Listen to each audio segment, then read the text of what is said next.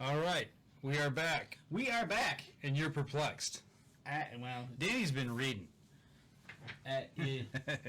Well, when you're reading the Michigan DNR new 2022 Hunting Digest regulations, oh boy, it's only perplexing. I think, do we just want to dedicate this whole show to this? We started doing a little digging. Is the more we dig, the deeper it gets. So, we really don't know where this show is going to go tonight. Right? Exactly. I think we just better talk about what we planned on first. Let's start there, because or else we will definitely be off in the weeds. Ay. It's going to be a fun show, I think. An impromptu soapbox rant. Right? Hopefully everybody's doing well tonight. Hopefully we've had a good week. Danny's been back from up north now. He got back this week. He had a little R&R up that way. You were up there for quite a while, weren't you? I was up there. Well, I was 4th of July? I started off in Hillman for a couple days, and then I moved up to the UP for 3-4 days. Gotcha. It was nice. The weather was beautiful. Okay. That's for sure. All right. Well, I'm waiting for my internet here to catch up with me a little bit. So my phone is not acting well. Once again, Facebook did another major update this week. And so who knows what's going to happen with the phone. Danny, he had a few issues with his phone. Did you update yours or no? Or was it just a straight push? I think it was a push. Okay. So, yeah, kind of strange. But it is what it is. And we shall move on from there. So, right. Quick shout out to our other page, our Up North Journal fishing page. I sent out a few invites to people to go over and like the page. So, if you so desire, go over and check that out. Up North Journal Fishing on Facebook. Every time we do something fishing, we're going to be posting it over there. There you go. So let's see if I can get this thing to load now. My page does not want to load. Hey, there we go. So did you have a good time up north? Oh, it was awesome. The weather was fantastic except for one night. Okay. And other than that, it was really good. So got the food plots taken care of. So yeah, it's all good. Okay. Just hope we get a little bit of rain up there and we should be good. Okay, Mark Coleman is in the cabin. Hello, back to you, Mark. Denise is watching. There's Mark. Mark Allen's watching. All is well. For those of you just joining, remember Mark Coleman, you are going to be on next week with us with Robbie Pruitt from Antler King. That's right. Talking about getting those food plots ready. For the fall. That's right. And we might have a little bit of video of said trike in Cultipacker. We'll talk about that next week, but I did... Captain Scott, he does food plots down in Illinois. Mm-hmm. Started off really bad. Drought. Yeah, planted them, got a little bit of rain, and then drought. Yeah, everything died. Yep, so. I think that's going to be the problem here through the Midwest, right? Especially here in Michigan. We finally got some rain this week.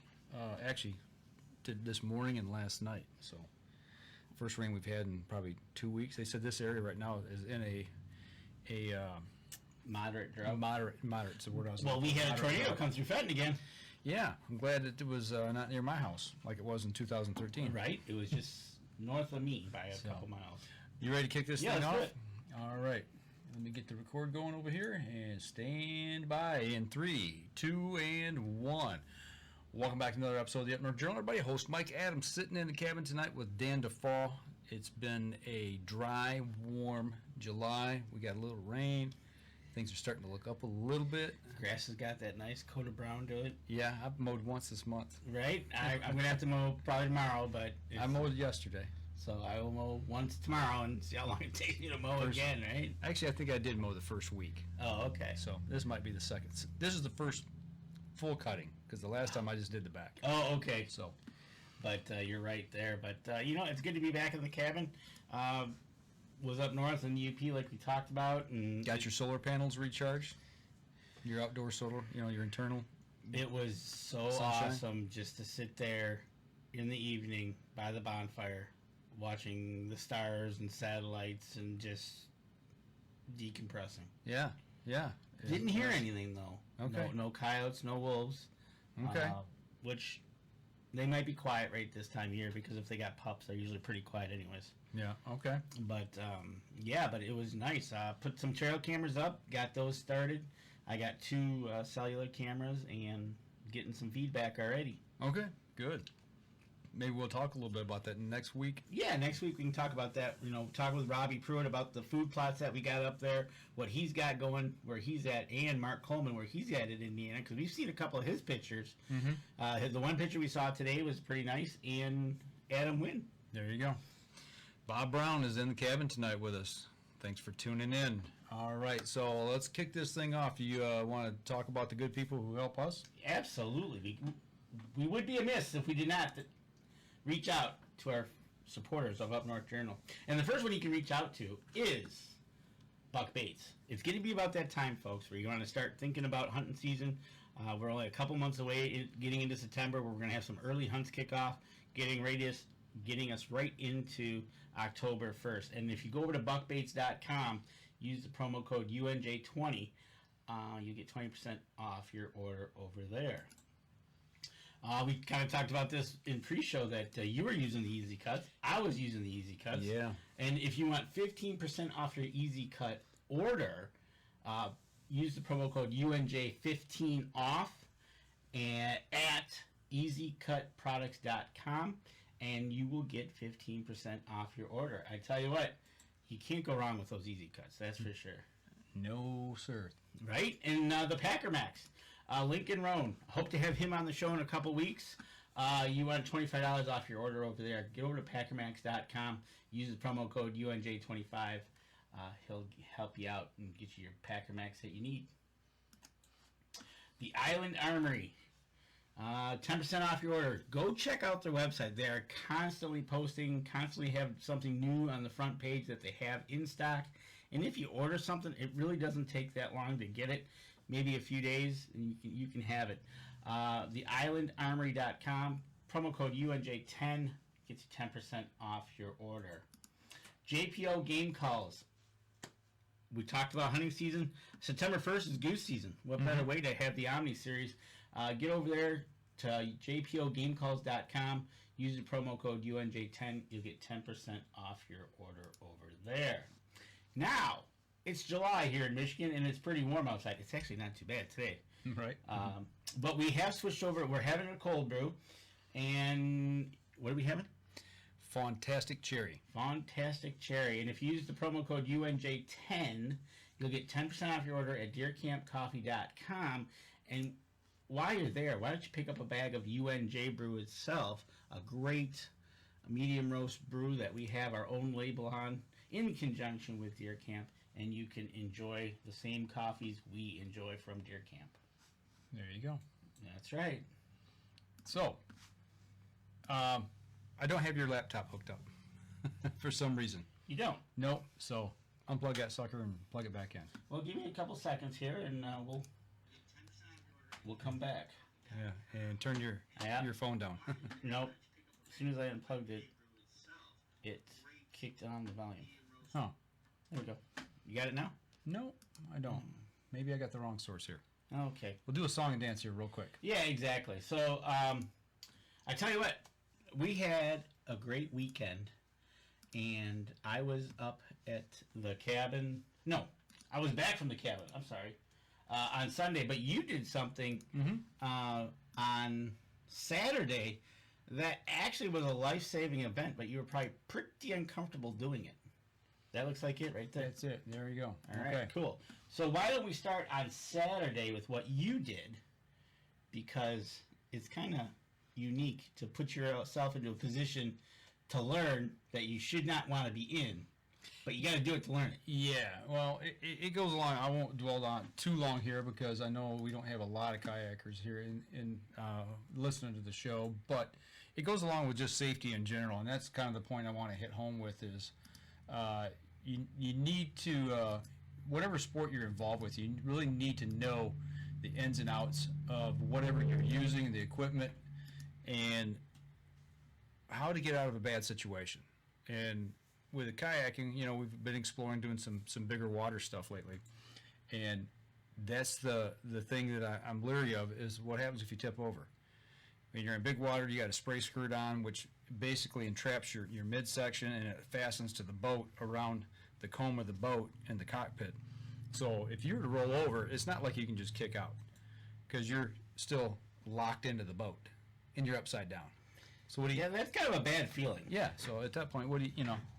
How do you know what to do? Well, the best way to know what to do is go take safety courses from Coast Guard approved classes. Well, and that's the whole purpose of it, right? Is to get you into a class that'll teach you the safety of what if. Yep. So Nancy and I signed up for a class, went down to Toledo, Ohio, and actually we were lucky enough to get one-on-one training. The other people who were supposed to be in the class with us backed out that weekend, this last weekend. So we had 2 trainers and her and I, and we spent 7 hours on the water, which was really cool to be able to have that free one-on-one Were time. you down on... I wasn't free, but... Right. Were you down on the lake, or were you in somebody's pool? What were you... We were in a quarry, a rock quarry. Oh, rock quarry. Okay. That was turned into a state park. Tammy asked if we found out anything that we were shocked to learn. I was shocked to learn that how easy it was. That's the key. How easy to get out of the situation, or easy to get into the situation? To get out of the situation. Okay. I've always had this apprehension. It's like, okay, if I get into big water, out on the Great Lakes, on a small river, we don't wear spray skirts. You're paddling. If you happen to get in a log jam, tip over, whatever, you kind of pull yourself out. You walk over to the side, hopefully find your gear somewhere downstream, get back in and go. Right. On big water, you tip over, and it's like, well, what do you do? It's just you're out in the middle of Saginaw Bay, you're out in the middle of Lake Michigan, Huron, wherever, and that has got a fear in me. Number one thing probably that you learned is don't panic. Yeah, that was first and foremost, and that's kind of they taught us from that base. And Nancy, she was very, very anxious about this whole thing. Same thing with her. She's like, I'm not going to be able to tip over and rock myself over and get out, and I'm like, well, look, we're going to take this class, we're going to figure this out. And they actually started from the premise of getting us in the water. Actually, before that, they fitted us to our kayaks. They wanted the fitment to be right, and that's seat position, foot pedal position, and there's actually braces, foam braces in a good kayak that if fitted properly, your knees are up against them. Okay. So your knees are bent and up against it, because you use that to paddle and to counter or to steer the boat with and lean back and forth, and you use it for different things on the water. Okay. It's just a better fit. And then the biggest thing that I was shocked answering Tammy's question was not only how easy it was, but I've been wearing my life jacket wrong all these years. Didn't have it nowhere near tight enough.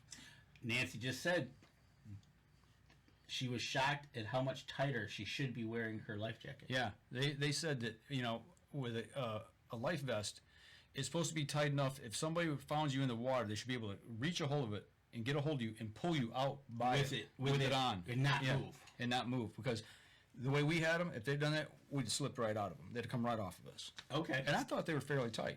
But you needed them tighter. Yeah. So and I always had the problem of it riding up on me, riding high in the cockpit, because when you sit down, it tends to work its way up because it was too loose, and I didn't know that. So she got it down on me, got the straps adjusted, and on the shoulder, and then pushed on my chest and pulled on each side, and there was 3 straps. We're wearing kayak life vests. Right. They're a lot shorter and more. I wouldn't say more buoyant. It's a different type of fitment versus your standard over-the-shoulder orange deal. Or your other ski ones? Yeah, ski vest or a fishing vest. So, but and I'm like, God, that's tight. But you know what? It felt good. It felt firm. I could breathe. And when I sit down in the kayak, I could still breathe. So even though it was tight, what you thought, you were still not restrictive for your breathing? No. Okay. It felt very secure. And I don't know. I guess it'd be like somebody giving you a good hug. It felt good. It wasn't restrictive. And like you said, if you needed somebody to grab the back and pull you, absolutely, they would have had no problem doing that. And they got us in the water to get acclimated to the water. Thank goodness it was warm water that day. The lake was really warm, the quarry, and by the time we spent a couple hours in the water doing different exercises, getting loose and just getting acclimated. I'm not afraid of the water. It doesn't bother me. I grew up on a lake. Used to spend a lot of time skiing and jumping in and all that kind of stuff. So, but I forgot I was in the water. Completely forgot that I was in the water. After a couple of hours, you're just doing your thing and you're listening, you're paying attention, and they were making it fun. And I will say, one of the instructors was 75 years old, and they were both females. And the only reason I say that is because you think in a rescue situation you need to have somebody young, big, and strong. Not the case. This stuff was easy if you followed the instructor's advice. Mark Holmes says, how deep was the water? It was clear water. I mean, you could see the bottom in shallow. And when we got in the middle, it was probably well over 30 foot deep. My guess it was probably pretty deep if that was a quarry, because they dig that out and keep digging it out. Yeah. So couldn't see the bottom. Put it this way, we weren't anywhere where we could touch. Gotcha. But I never felt unsafe. I never felt scared when I was out there floating. Well, and that's the key to it, right? Getting you acclimated to what you're going to learn, but not be scared of what you're going to learn. Yeah. So they had us get in the water, and they wanted us to. They turned the boats on the side, and they were holding them. They said, "Okay, we want you to float on your back, get your legs into the boat, into the cockpit." And what they were doing, and I didn't know at the time, is they were taking and teaching us how we were really going to come out of the boat, but we're laying on our side. Okay. So we got that down, no problem. They said, okay, now we're going to turn the boat over. Now we want you to do the same thing, but when we get to a certain point, we're going to roll that boat over. And I'm like, say what? What? And they said, when you get upside down, you take and you pull yourself into the boat. And what they're doing is showing us that motion of getting in What and out. motion you need to have to in and out. Yep. And when you get in and you're upside down, they said you reach. I can't show you really, but because you're sitting upside down. But when you get upside down, that position, you're supposed to reach around the hull and tap the boat, like I'm in the seat. Right. And then you come out in the reverse motion. Really? And what's the purpose of tapping the hull? So they know you're in the seat. That you've made it into the boat, you don't need. Okay, I see. Okay, yeah, gotcha. It's just a signal to them, that you're in and ready to do what you're going to do. Yeah, like I said, you tap the boat when you're in, and then you come back out. And that first time, I was like, wow, Panic City. It wasn't panic. I wasn't scared. I was just like, how am I going to do this? Right. And then it happened. It was so easy. And then once you tap, I just kind of reached down and pushed, and it came right out. Because you think the life jacket's pushing you up against the hull. Yep. But once you push and your feet come out, you just float up. Yeah, you just pop right to the surface. It was so easy. It was so easy. And Nancy, with her apprehensions after she Same thing. Boom. Did it. That's awesome. And that made the rest of the day just go easy. Absolutely, because you got that confidence. Yeah. Right. So then you get into the boat, and you're sitting upright, and then you're sitting there, and you put the spray skirts on. They taught us how to disconnect from the spray skirt and get it off the boat to get out, because you can't just push off with a spray skirt. Right. It's a neoprene material. It's got a bungee in it, and it locks onto the comb of the boat. And if you don't pull the strap off the front, pull up and away, it won't come off, and you can't get out. So that was a little bit different. And you're sitting in the boat with your paddle, and they say, okay, go. And you just, whoop, you roll over. And here, let me throw a picture. Nancy's comment is, it's the last movement before you die. Exactly. Yeah, and that's what you're thinking. Right. So, there's me rolling over. Did they, when you were doing this, did they talk anything in your discussions about the length of time you have in regards to, like, okay, you've done this, now you better get moving because hypothermia will set in X amount of time? No, we did touch a little bit on hypothermia. Okay. But the goal here is to get out of the boat and get back into the boat. Okay. And do it with a partner. And this is called team rescue. And there I am getting ready. I'm rolling the boat over, going in, and it's the first time I'm like, okay, I got to remember all of what I got to do. And this happens all in less than 5 seconds. And one of the things they did in the beginning was take a breath, put your face in the water, lay flat, or hold your head underwater, and see how long you can hold your breath comfortably. And when you start getting anxious, they said, let one bubble out. and then chill. And when you do that and let one bubble out, it calms you. It has a calming effect. So you're concentrating on how long you extend it. So, yeah, and I didn't have to worry about any of that stuff once I flipped upside down. So it went really smooth, you know. And let me see, I get all my pictures here. So you were Mark Coleman's asking. So you learned how to assist someone that is also upside down. So you I think this next picture is... Yep, here's the rescue. This is the 75-year-old lady. She is in her kayak, and she has a hold of my boat in a certain technical manner to where it's not going to pull her over, and to where I have enough strength to actually get a hold of her boat and my boat and pull myself back up and in. Okay, so she's holding your boat, and now she's teaching you how to get into your boat. Yep. Or back into your boat. Back into the boat. Out, right? Yep, to get back into the boat. And make that complete, you know, circuit of getting back in. I thought I had another picture here. There we go. This one right here. So, and as you see, it's called a hook move. With your foot, you pull yourself up and in, and then you reach over, grab the bow line on her boat. She's got a hold of my stern lines and securing the two boats together, and it's a lot easier than you think. Okay, so you use the lines on each other's boat to pull, to hold, to position yourselves to get you back in the boat. Exactly. Oh, that's cool. That's and that's another reason why they probably have these lines on the boat. Exactly, because there's two sets of lines. There's bungees, and then there's hard regular rope lines, what we call bow lines, or the regular body lines that are on these boats. And right here's a good picture of the same lady holding Nancy's boat, and she's getting ready to get back in her boat, and you can see how she's reaching across and holding hers, and it's extremely steady, I guess is the word I'd say. You wouldn't think so. You think it'd flip her right over, but this is a 75-year-old little tiny woman, and she's helping by knowing the correct moves. Yeah, and teaching you. And I'm 220. And she taught you how to get back into your boat like you were probably on dry land. Yeah, and also, and what you don't see in these photos, and maybe I can, while we're talking here, I'll go to the video real quick. And it's from what you're saying and from what Nancy's saying, it's about the technique more than it is the muscle.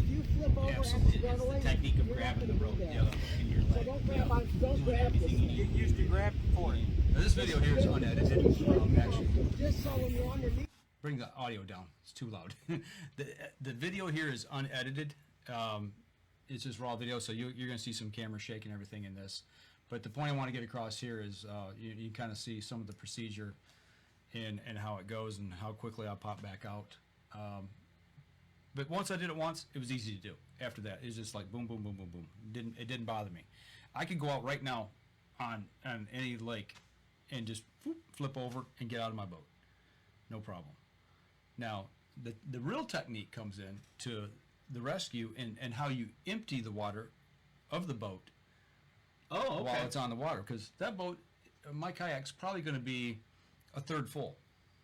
And it's like, how do you manage emptying the water out of that boat? Right? The person on the other kayak does it. And it's easy. Super easy. Oh, okay. So, but the whole point of all this is, no matter what your fears are, whether it could be with, something in the hunting realm of maybe climbing a tree for a tree stand, or maybe it's, you're worried about shooting a gun for the first time, maybe it's just shooting a bow for the first time, you got all these apprehensions. We always make things way worse than what it actually is. Most things are so much easier if you have somebody that has a proper technique and teaches you. And that's the other thing. With people who have that proper technique, share it with other people.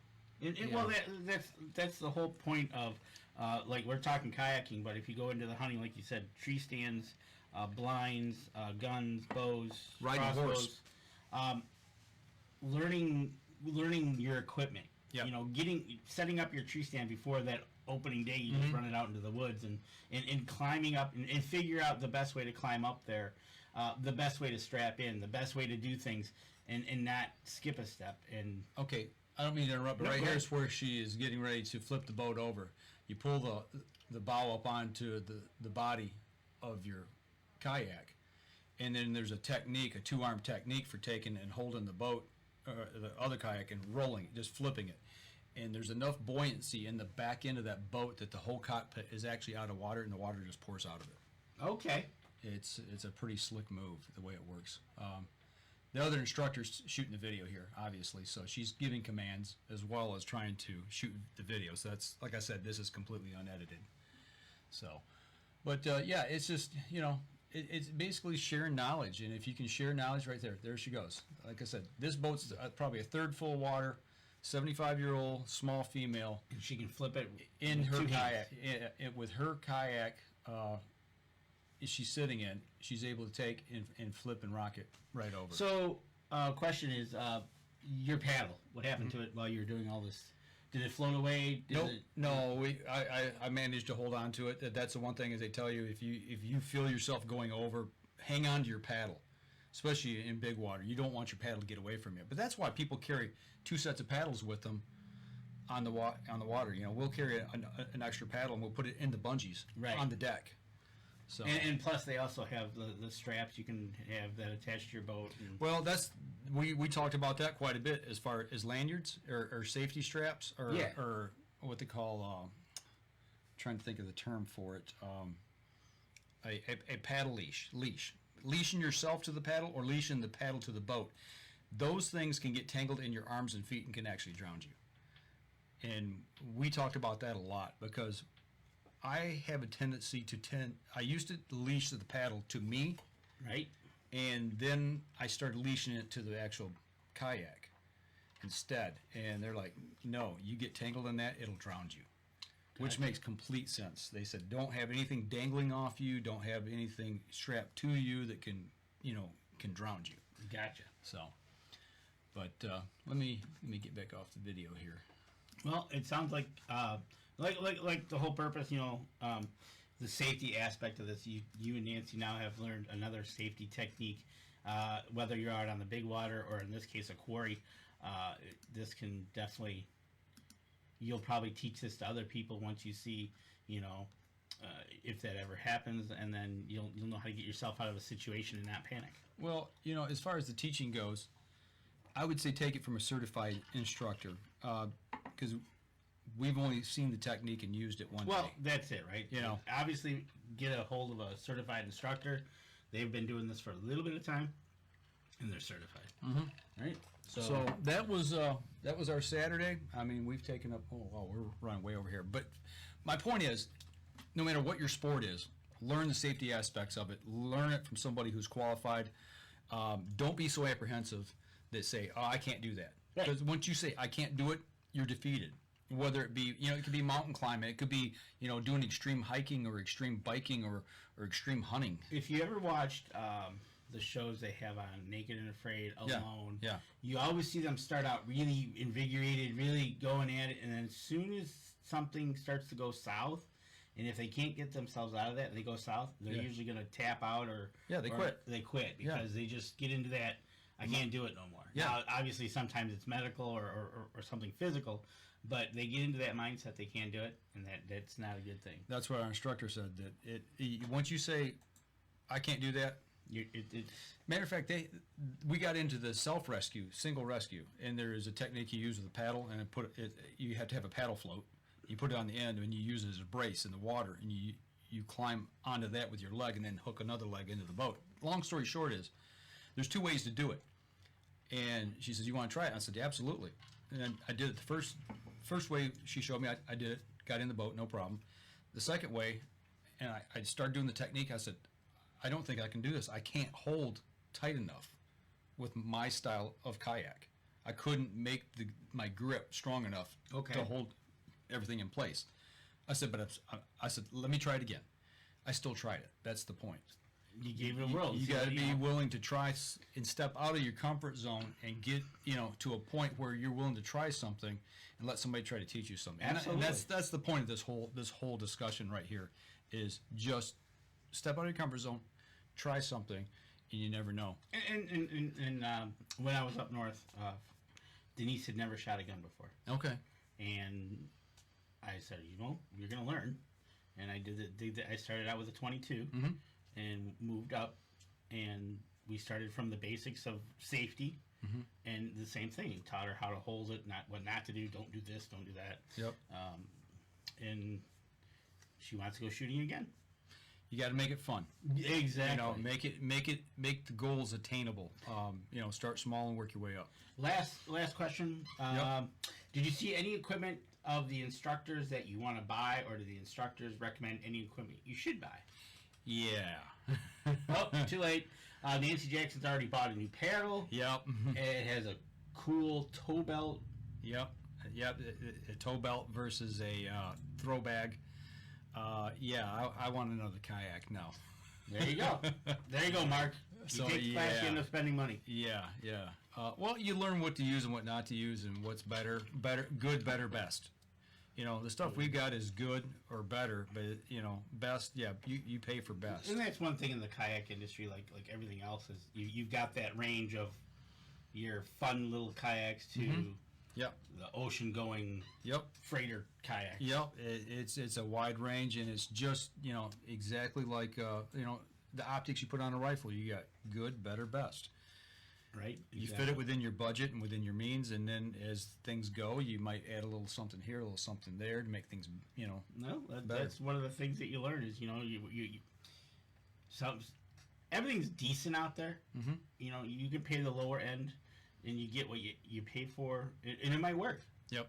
But and then there's the other end of the spectrum. So, with that being said, you just like you said, you learned, and now it looks like Nancy's out spending money.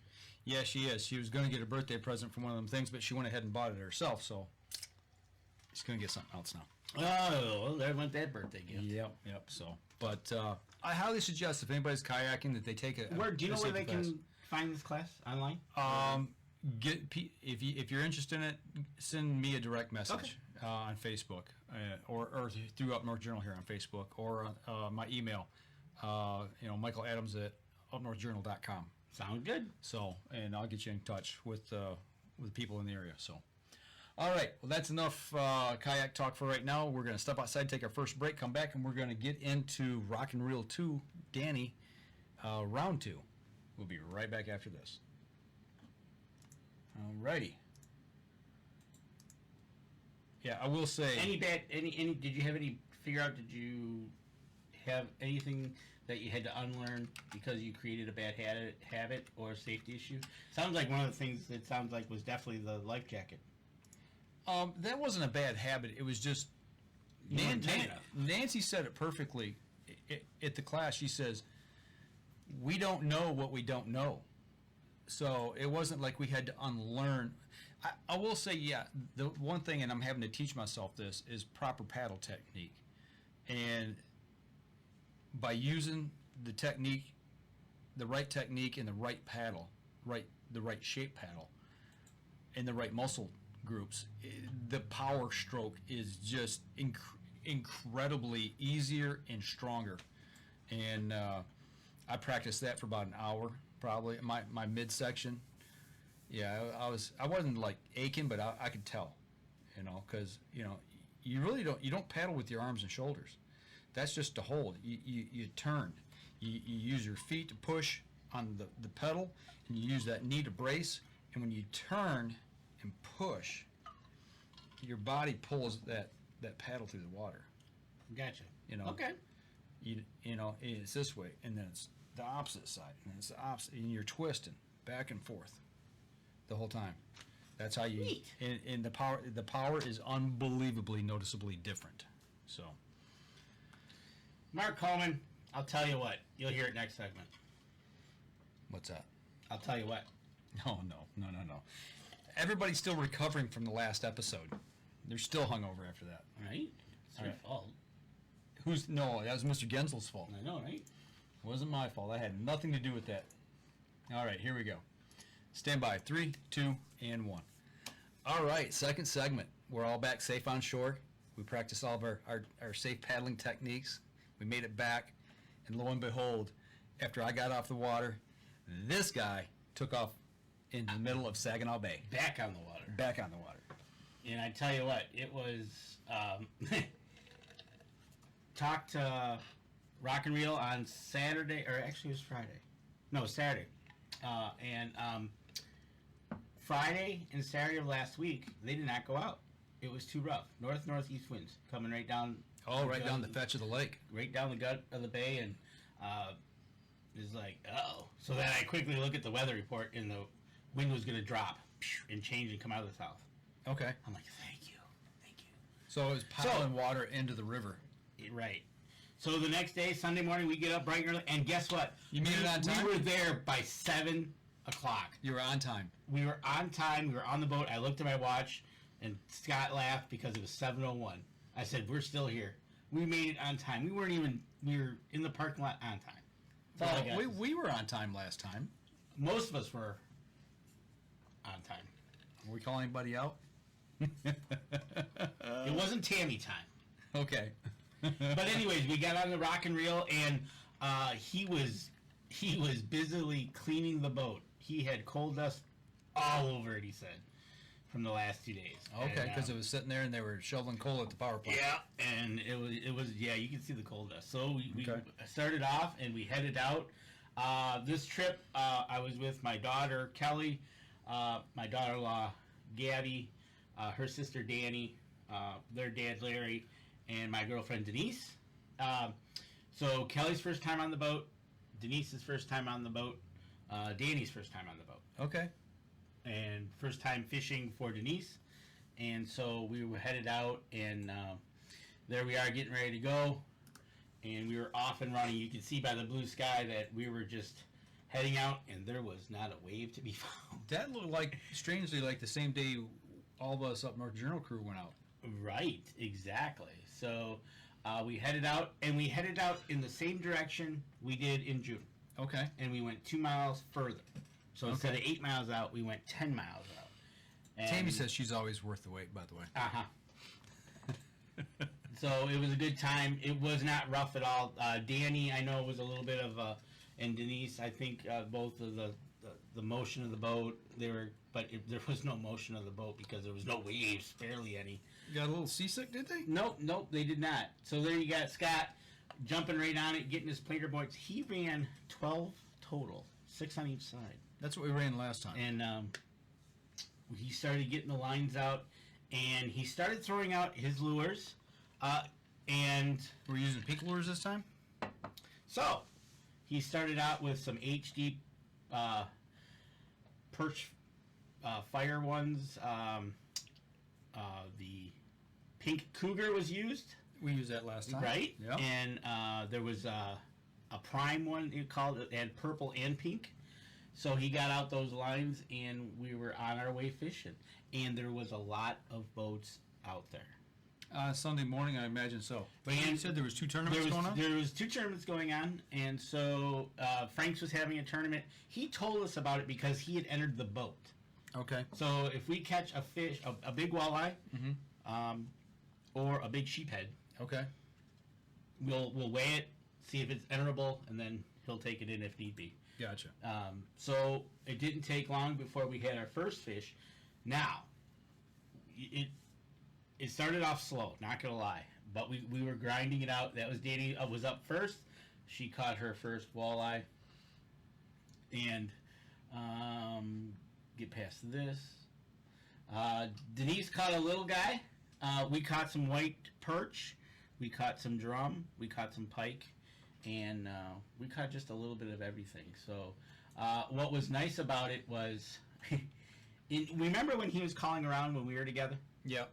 He was doing the same thing because things Okay. weren't taking off here. So he's looking to see if anybody's catching fish. So the boat next to us that he runs with, Uh-huh. Overkill, was going out too. Okay. So we were about a mile apart at one point. There was a lot of boats further out, and all of a sudden it was kind of funny because he was talking, and the name of this group is called the Linwood Mafia. It's Okay. a boat. Okay. I'm like, what? Well, they went zipping by. Okay. So they're like, So You're on something. right. So there was reports of fish being caught over here, over there. So we kind of just went out and about, and we started catching some fish. It wasn't a kill every time, but we were putzing around, and we just kind of did the old. Let me get past this. our favorite sheephead. Okay. You know, got some of those. That just about did Danny's arms in. That was kind of funny. So we were just out and about, and we were catching some sheephead, and he started calling around, and pink and white were the colors. Okay. So he threw on he had the pink cougar. I think it was pink Primus was another one, but he was starting to switch up his lures. Okay. And so pink was kind of the hot color, pink and white, Tammy. And sometimes we were catching them off the left, we were catching them off the right, but it was just one of those things. Slowly we went, and we were starting to catch walleye, and we caught the sheephead, obviously, but we had a great time. The weather was fantastic. There was actually Denise's first walleye. Actually, that was her second one. The first one she caught was a very small one. We did have one. We had to make some calls on some. This is one of them. Just made it over. The limit out there, or not the limit, the size, the bottom end of the limit is 12 or 13? 13 inches. Okay. And we did some catching out there. And there's a white perch that Larry was going to take the head off, but I think he backed out. And we had a great time out there, as you can see. And so I heard there's a couple pike caught as well. Yeah, we caught there's Danny in an action shot there. She caught the biggest pike at 29.5 inches. Okay. And it was definitely a beautiful fish. We kept 2 pike out of the deal. There's Kelly. She brought in her walleye. And it was slow and steady. It looks like it warmed up out there because everybody got into shorts real quick. Yeah, it started. And look at the water. Dead calm. Dead calm. And that was kind of okay. So this was where he made the call. Denise caught this sheephead. He goes, we got to weigh this. Okay. And there we are. We're weighing it. And that ended up being just shy of 12 pounds. Wow. The leader was, at the time, 15. He checked Facebook. Okay.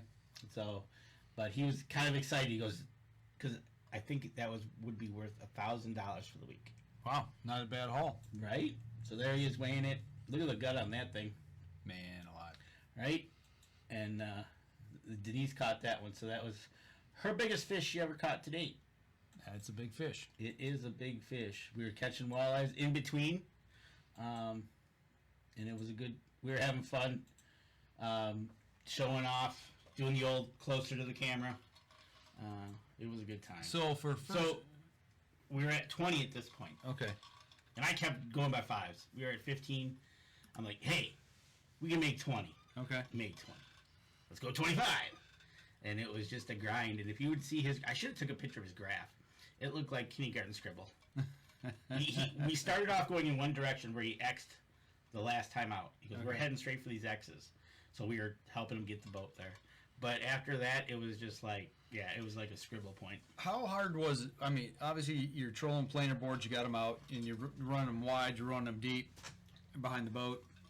How hard was it to make the turns with all the boats out there? So, boat etiquette out on the lake is interesting. He's a bigger boat, but that doesn't stop anybody from, you know, when you see another boat, you can tell they got the planer board. You know, you see our boat, we got the planer board. Yep. And there was a couple times we were looking and we were clicking away, and there was boat. You'd have to see which way they were going, and get behind them, and then see where they're one. And there was a couple times where that last planer board, we're worried about it. Yeah, it was like it, you know, because they had to turn, we had to turn, but there was a lot of boats out there, and we think at that point of the morning there was almost too many boats. It was causing too much pressure. Okay. And because we actually started doing better in the afternoon. When everybody went in for lunch. Exactly. Gotcha. And so, as you can see here, this was the first pike. This was a 25-inch pike. We weren't going to keep it, but we kept it because it had swallowed the hook so good, and it was bleeding. So it wasn't going to make it. Right. So might as well eat them. And it was pretty good. Not gonna lie, we had it yesterday. Okay. But with all the boats out there, the pressure was pretty intense, and it was kind of he had his head on a swivel. Oh, I bet. And besides calling around, nobody's over there. Over there, somebody lied about over there. There's no fish over where they were saying. But yeah, it was just like you said. As you can see in most of these pictures, it is just dead calm. And we ended up getting to 25, and it was so much fun. He makes it so much fun just to be out there and fishing, whether you have fished, or if you're just standing around, you know what he's going to do. Here, start reeling. Yep. So it was a good time. He did this. We had a double on, actually. Gabby and Denise were both up. Both dads, Larry and I were the last two. We had a couple daily dad doubles. And so we were up there and we were getting our fish on. It was kind of nice. Obviously some nice fish here and there. We made it to 27. So I was like, we got to get to 30, folks. And there was another nice pike. That's the one Danny caught. That was 29.5 inches. It was a nice pike. It was definitely. And that made it 30? And nope. That made it in the box. And then we caught our 30th walleye and we headed in. So the 29-inch 29-inch pike was the 29th fish. No, it was a fish in the live well. In the box. Because you don't count those. Right. But as you can see here, we did pretty good. You can see the 2 pikes on the end. The biggest walleye was in the middle, just shy of 4 pounds. Nice. Which actually would have been, if it would have went over 4, he would have registered it for the week. Okay. But he didn't. Gotcha. So he had 2 fish. We caught 2 fish that had him excited, but just didn't make it. So okay. Well, it sounds like it was a good time by all. So first time out for a few people. What was the chatter back at the boat dock after their first trip out? They loved it. They had a great time. Okay. And yes, Denise was the sheep herder. That's all she kept catching. Okay. We kept the cheeks on a couple of the fish, but not all of them. Adam Wynn, pike is good. It's very bony, though. Just got to be careful. That's one of the things. And, of course, watching him zip them just with an electric knife. I watched him versus another boat that was doing it manually. Okay. And I'm like, yeah, okay, I see where this is going to go. No time. Oh, yeah. He had the guy did the fillet. Then he took a pliers. He held the skin, filleted it, and Scott was just... Difference in night and day. Oh, huge. Once again, having the right tools, knowing how to use them, makes a difference. Oh, that's right. Pink lemonade was another hot lure. Okay. Were there snacks? Yes, we had submarine sandwiches. We had some sticks, meat sticks, and we had some beverages. Okay. So it was all. Of course, we had snacks. Mark, come on. Come on, Mark. Yeah. We didn't have any snacks. There we go. Prime Time and Pink Cougar were the winners. We spent 7 hours on the water. We didn't have any water to drink, and we didn't have any snacks. I mean, we just kept grinding. Well, I'm pretty toasted. My arms are nice and golden tanned here. My back, on the back of my neck and the bridge of my nose, Right. got burnt pretty good. I'm still recovering from that. So Prime Time and Pink Cougar were the winners, but we lost Haley's Nail. So Haley's Nail was a lure that he's like, this is the ticket. So he got it out of the rack. Okay. And literally, he went to the back of the boat, and all of a sudden, you've seen this lure going out.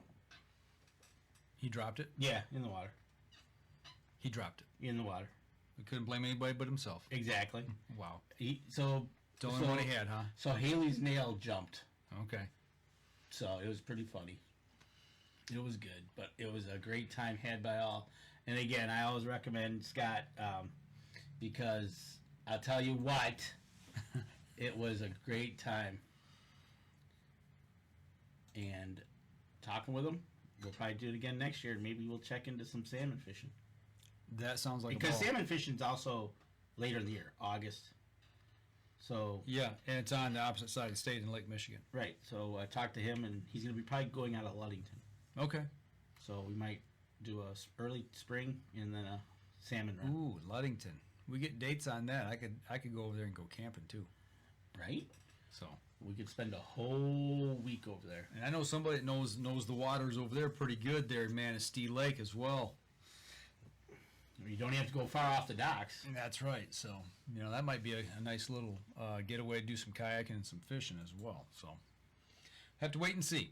Well, I'll tell you what, we're bumping up here on our second break, so let's take our second break. We come back. We might switch gears here a little bit. Danny was doing some reading before the show started, and we'll see if he's changed his mind on anything since then. We're going to step outside, and we'll be right back after this. All right. That's one thing we didn't do. I didn't take a picture of Denise shooting her pistol. Or Okay. My pistol, actually. Should have, but here. Yes, Mark, I tell you what. All right. That's going to be a go-to catchphrase, I'm afraid, from now on. I'm going to have to I'm going to get a corner Mr. Genzel and have a talk with him about that.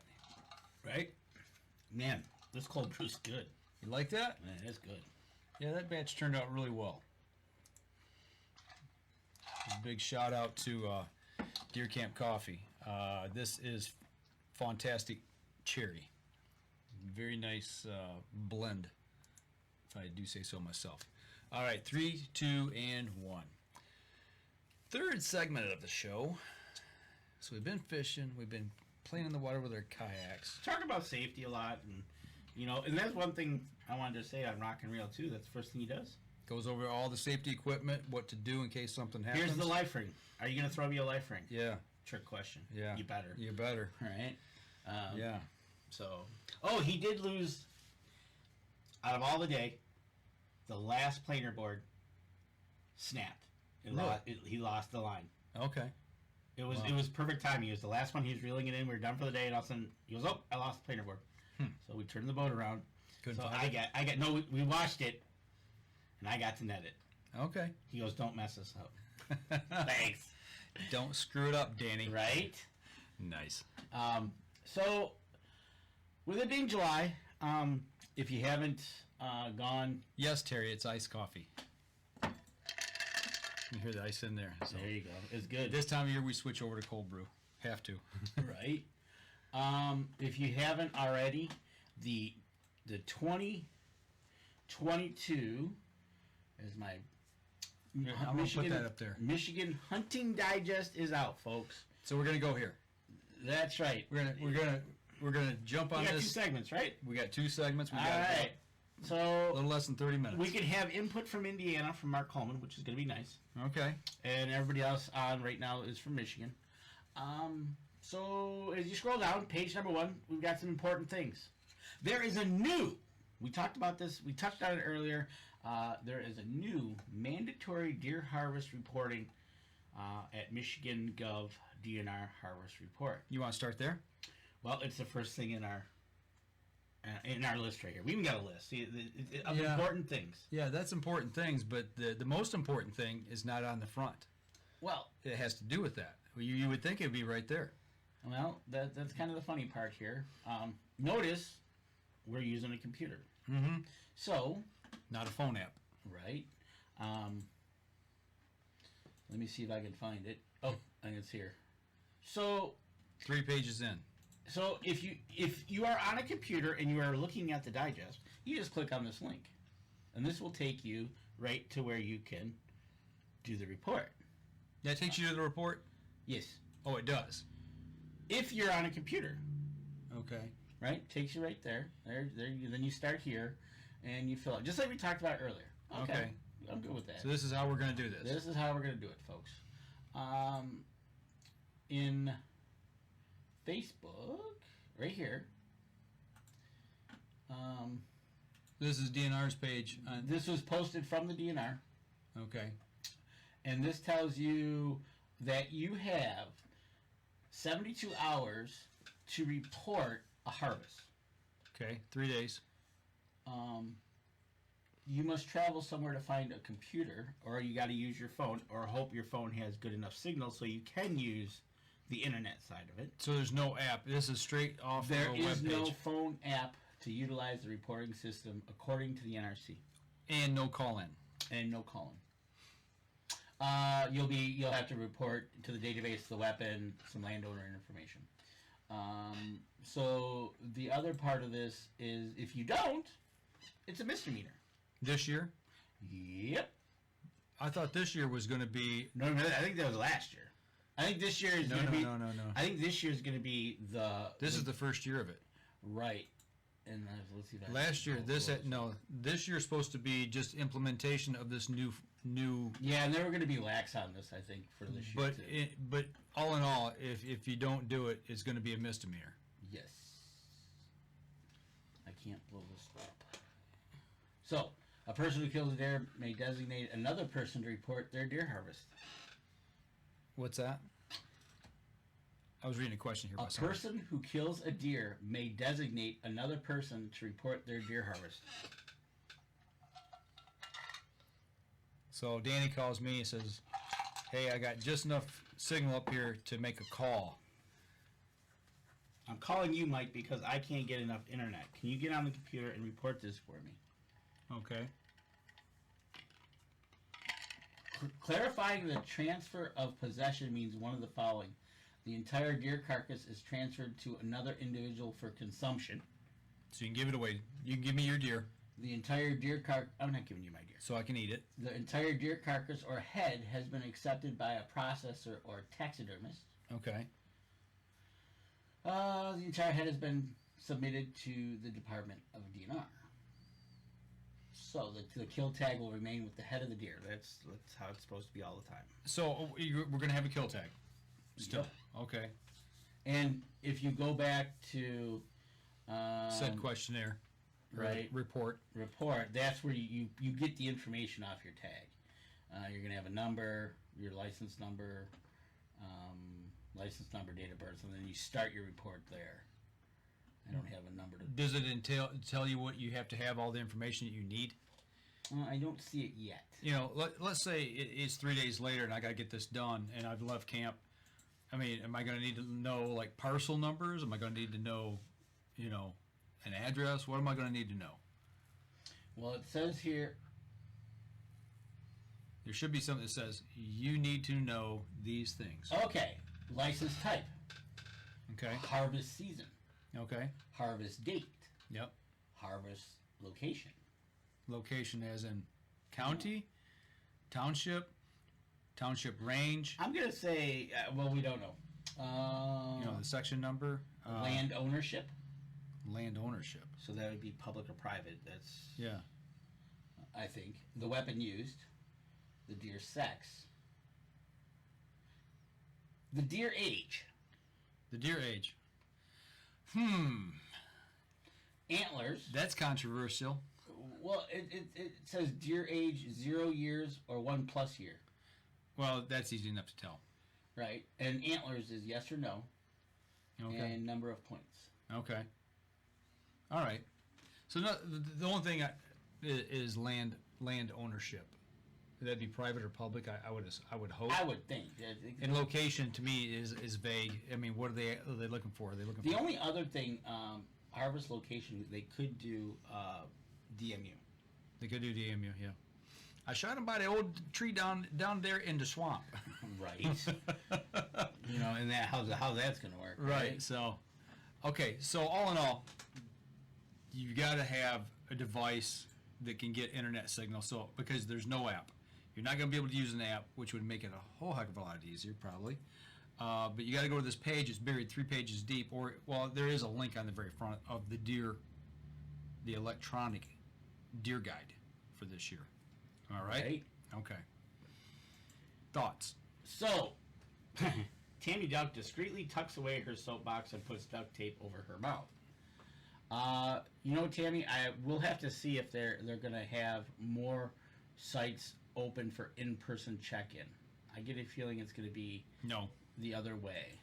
And that's the sad part because we're going to lose a lot of scientific data collection points. And I alluded to that last year of what I went through. Checking my deer in, that they just didn't want any information. They just want to say, yep, you got a deer, here's your patch, get out of here. Versus me going to the actual headquarters in Mayo, and they go, oh, yeah, come on in. What do you want us to look for? And I had to tell them what information I wanted. And it's like, okay, so we're already starting to backpedal off of... Well, the 1 year, I remember 1 year in October, I shot a a deer, and I took it to the DNR station. He's like, "Oh, we're kind of checking bears right now. Yeah. Well, it's October. I shot a deer, so check a deer." Yeah. All right. And got my patch. Yeah. It's like you got to beg them to do their job.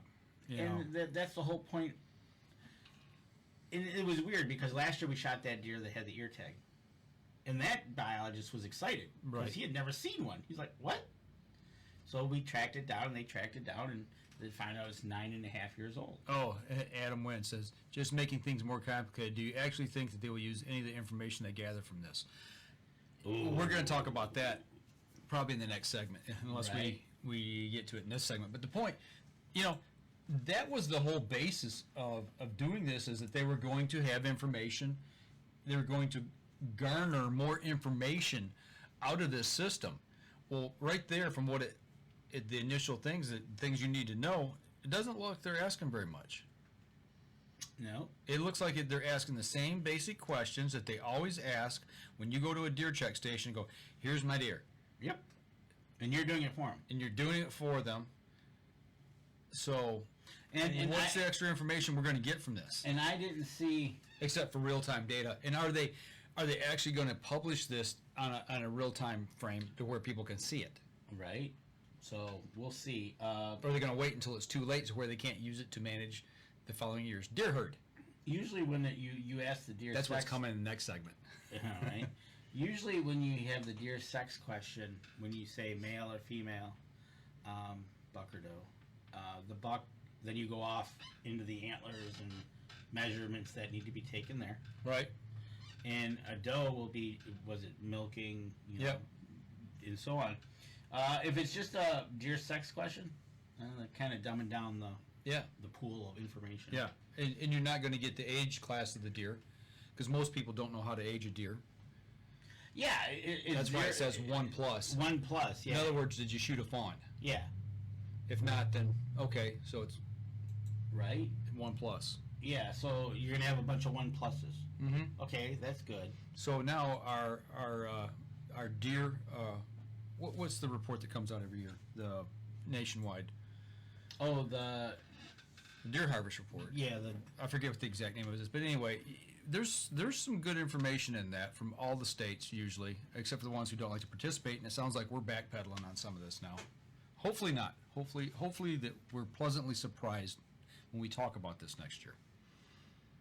But I'm starting to have my doubts. Right?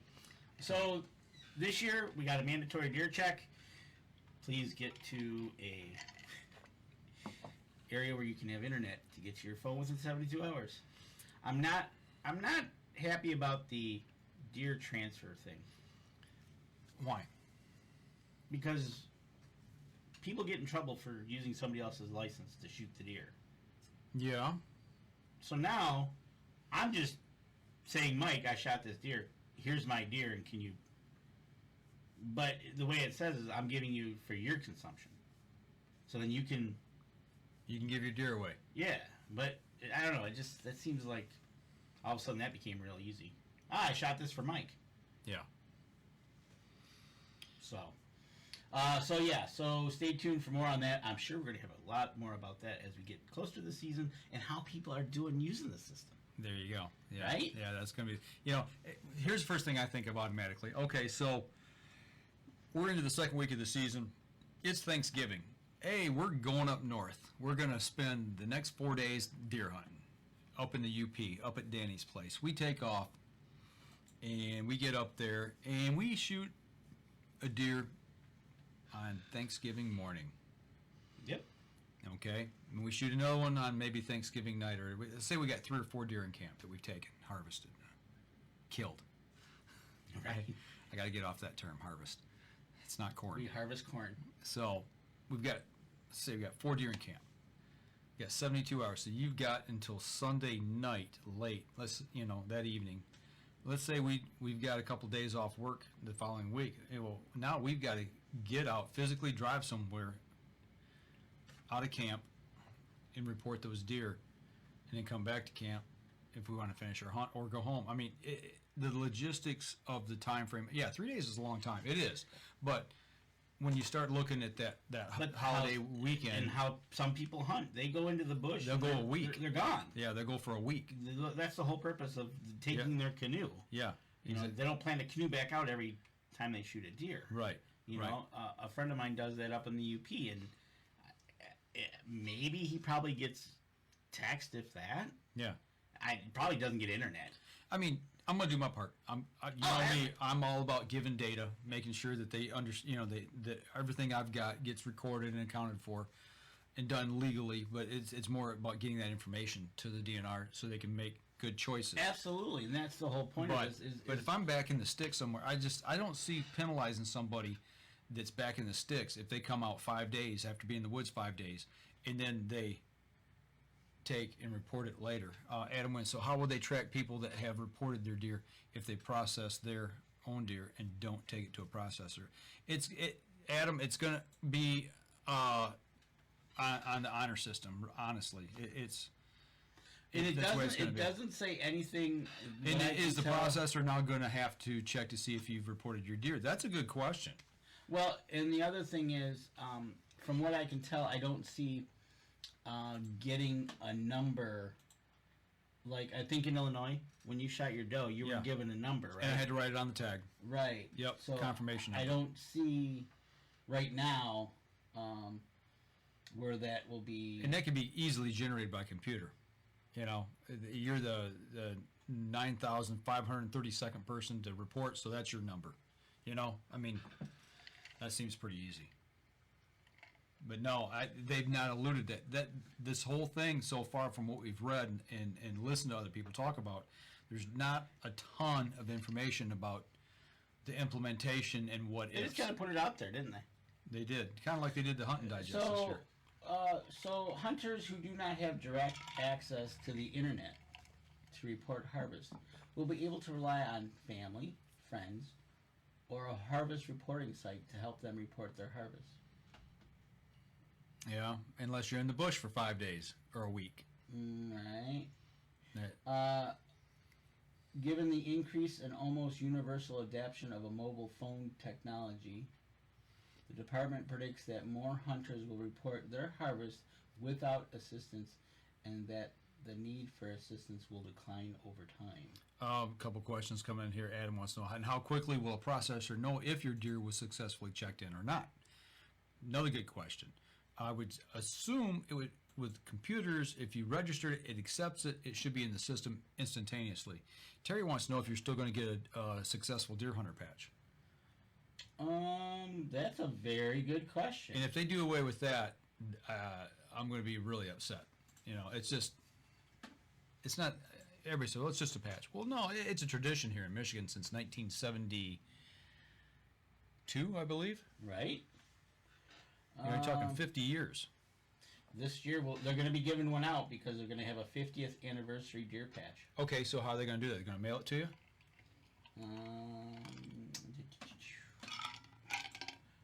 Good question, folks. I'm almost out of cold brew. Right? Okay, We'll check into that. we're going to check into that for you, and we find out something, we'll let you know. But we're going to take a break Yeah, let's do that. because we're running out of time. We're going to step outside, take our last break, and be right back after this. All right. A lot of good questions that we simply, yeah. Oh, Adam, we're going to talk about that. He says with a $5 mailing fee.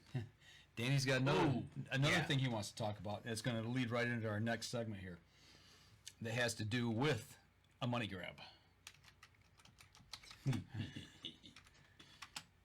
You know, I was so happy when they first said that they were going to do this. And the more I read about it, the more jaded I'm becoming about it. I wish they would have taken time to really do this smoothly as possible and answer a lot of the questions. I think they need to get better into their marketing. You think? Wouldn't that be great?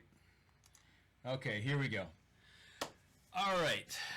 So we talked about our new mandatory deer harvesting. Mm-hmm. Just so you know, people, July 15th to the August 15th is the Antlerless hunting access permit application. So you have to have a permit to apply. Exactly. So How much is that going to cost? let me go there and let me tell you how this is going to work. Okay, I'm going to pop this up. Your computer's Okay, on. I'm live, online. right? Yep. All right. So in the UP, we've got 2 units, 351 and 352. As you Okay. can see in purple and green. Okay. To hunt in these DMUs, you are required to have an antlerless deer hunting access permit. So you got to have an access permit to hunt there. Yep, for the DMU you are hunting, and I thought that's what a license was. and a universal antlerless deer hunting license. 1 antlerless deer hunting license permit for the DMU you are hunting, plus 1 universal hunting antlerless deer license are required for each deer harvest. Whew, that's a mouthful. So I got to get a permit to get a license Right. to hunt in it So, in one of those DMUs. a limited number of the Upper Peninsula antlerless deer hunting access permits will be available by drawing. So it's going to be a draw. You have to pay to put in for the draw? There's going to be 1,000 each. DMU 351, 352 is 1,000 each. Okay. Permits are free, but there's a cost of $5 to apply for the drawing. It's the same thing. So what? It's a money grab. So 5,000 people put in for it. They make 25 grand. And only 2,000. Only 1,000. Get- Oh, in each one. Well, each one is 1,000. you- 2,000. And you can only put one in each spot. I mean, you can only put it in for one spot. You can't put in for both. I would You assume. can apply for 1 antlerless deer hunting access permit. Okay. Drawing results will be posted August 29th. Is it DMU specific? Yes. Depending on which DMU you are in, I am in 036, so I will have to put in for 351. Okay. That's how it's going to work for me. Okay.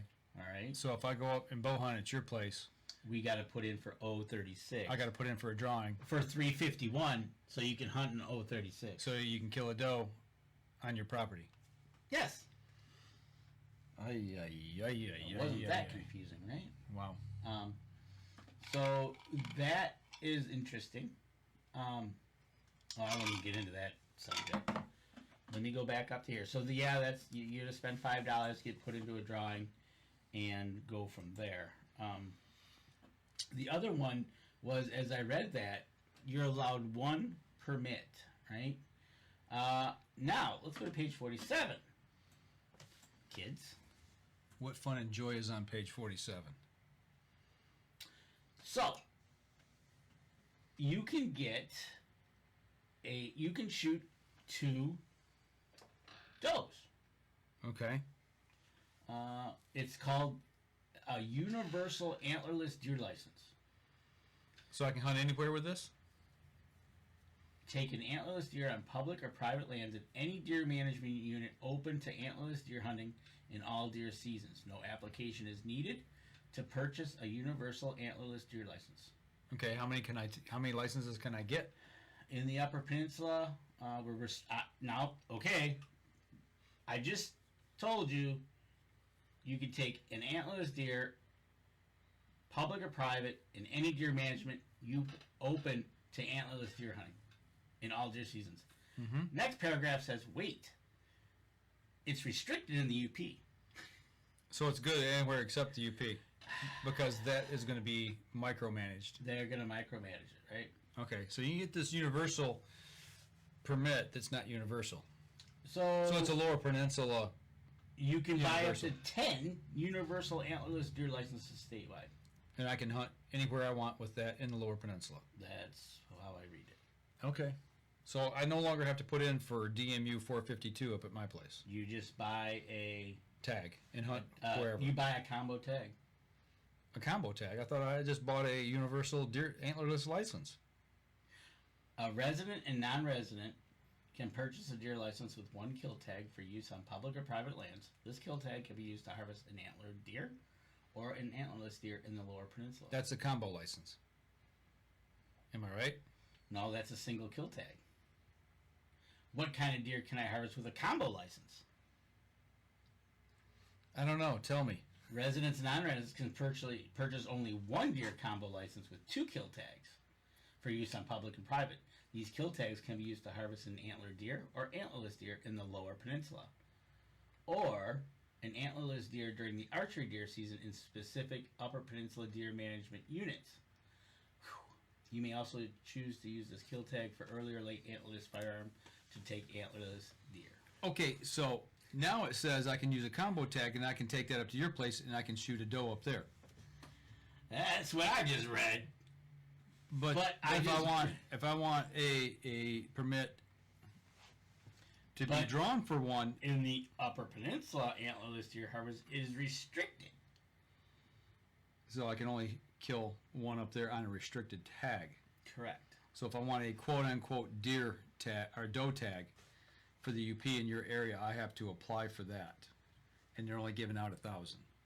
Correct. Or I can buy a bunch of them down here and hunt down here anywhere in the lower with any weapon during the season and take one with that. Or I could use my combination tags to take them anywhere except in the UP.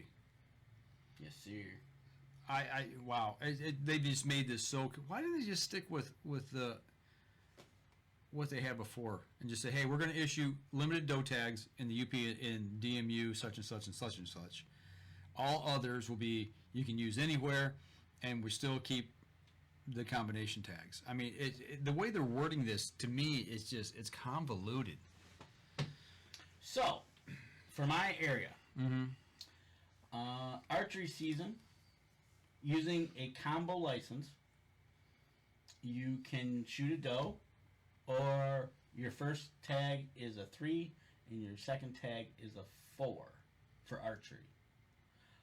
Firearm, you can't shoot a doe unless you have the antlerless Permit to be drawn for one. And muzzleloader, same thing. So that's a separate license. Okay. So in the UP, you're not going to take any does unless you've got that special license that you have to apply So for. what I'll probably do is I'll probably get a doe permit that I'll be able to shoot something during gun season. That's what that tag is extra for. tag Yeah. would be an extra license, right? So I could use that in gun season, and I could shoot a doe in October. I'll have to shoot a buck with the second one unless I really shoot 2 does in October. I could actually shoot 3 if I get the antlerless. But Adam says we should have the person who writes the rules on the show to clear some things up. Yeah, we've tried to get the DNR to talk to us before, and none of them want to come on camera and talk about anything. Wonder why.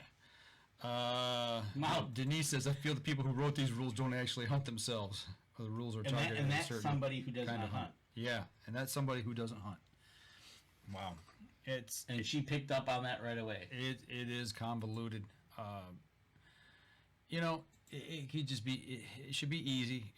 What this is doing is pushing more people to not hunt, I'm afraid, especially people who are older than Danny and I, which is, we're getting close to that age as well. But the point is people are just getting tired of it, and quite frankly, I've gotten quite tired of a lot of things in the outdoors. It's just it's mind-boggling. Well, first off, it just drives me nuts. The first thing we can't do is play nice in our own sandbox. No. Yeah, that's for a whole nother show. I know where you're going. You're talking about just anything. Just pick a subject in the hunting world. You're talking about the summer hunter trapping and it could be the coyotes. Could be the coyotes for trapping. Crossbow versus vertical bow. Could be mechanical versus fixed. Could be muzzleloader traditional versus muzzleloader with scope or inline. Right, exactly. You just we can't play nicely in our own sandbox, and it's hilarious. We are our own worst enemy by far. Did you report your deer yet? Right. Yeah. Terry, we'll have to look. It says they're doing the patch thing, but I'll have to look into the digest to see if you report it. How do you get it? Yeah. All right. You gotta go pick it up, or they're gonna mail it to you, like Adam said, for $5. Or are they gonna change it over to like the turkey permit where you just buy them? You just send in $5 and you get a you get a patch. And see, to me, that takes away from it. Well, that was the whole thing, right? Is it especially for even for us? Because at that point, it's not a successful deer hunter patch. It's a deer hunter's patch is what it becomes if you can buy it. Right. I mean, I will say I have bought a lot of mine online, a lot of the older ones. I was trying to put a whole set together until I found out the first two were like super hard to find, and when you do find them, they're super expensive. Well, sure. And now there's replicas, so you got to watch out for that too. So, but yeah. So anyway, that's how much time? $25 pheasant license required for pheasant hunting. Yep. Yeah, they're going to make them. It's a stamp. Oh, we're going back to the stamp. Yeah, it's like the old and put and take. Yeah. So that's for the pheasant restoration program.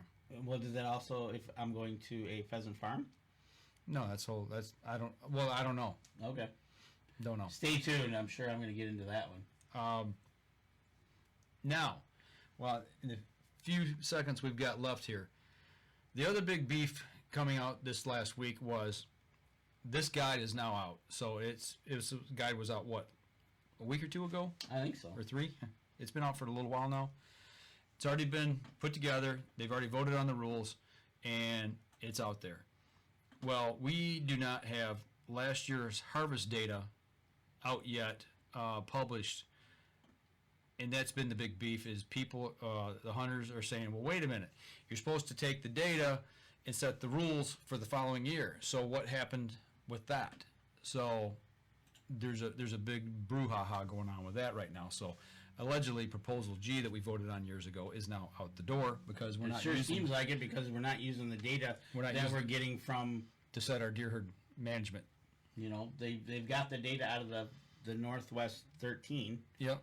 And you would think that would drive something, but it actually does nothing. There's been some changes as well with some of those DMUs that had antler point restrictions as well. So we don't have all the information on that yet, so I don't want to dig too deeply into that.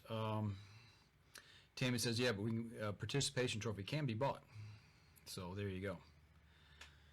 Absolutely. That's the problem.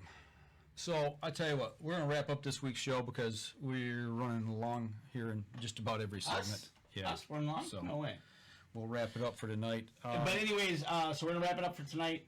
Next week, we're going to talk food plots, fall food plots, what you need to do, what you should be doing. Water. Right. Water. Got an interesting tip from Dr. Deere about when you put in a water. I saw that. Did you see that one? Yes, I did. We'll save that for next week. That was kind of that was pretty good. Right, and so Mark Coleman will be on, and we will be interviewing Robbie Pruitt from Antler King. He'll be back on the show to talk fall food plots. 2 weeks out, we're hoping to have right after that Lincoln Roan and Packer Max. I'm sure we can get him off subject pretty quick. And Mark Coleman, if you're still on, no, he had to go to work. Oh, he went to work. Okay, yeah. I wanted him to stick around for a call. We're going to have Lincoln on in a couple weeks to talk about this, Adam, for sure. And then in August, Adam, you're on here first week of August. We're going to have the guys from Indiana, Southern Indiana Bait Company. The two high school brothers that formed their own bait company and won this big scholarship and grant and are now producing plastics and selling them. So we're going to have them on the show and catch up with them because they were just in a nationwide scholastic tournament. And we're going to have them on talk about that. And see how their business is going. Yep, see what's going on with the business. So that's going to do it for us this week. For those of you who listen on the podcast, make sure you go over to iTunes if you're listening there and give us a review. That helps us and helps the people who support us as well. And if you're watching the show here on Facebook, or whether you're watching some of our older shows over on YouTube, make sure you give us a like, follow, share, review there as well, and hit subscribe. And share the show too, please. Denise says, if you don't want to spend the $5, they send you instructions by mail on how to make your own patch. Right. We talked a lot about instructions today. Yeah, we have. Yeah, before the show. So that might be a show in and of itself. So, but that'll do it for us this week. Next week, we're going to have Robbie Pruitt from Antler King on and Mark Coleman from Indiana, our staffer from down in southern Indiana. So y'all take care. Make sure you tune in next week, Wednesday night, 7:30, when we go back live right here on the Up North Journal Facebook page. Y'all take care. We'll see you next week.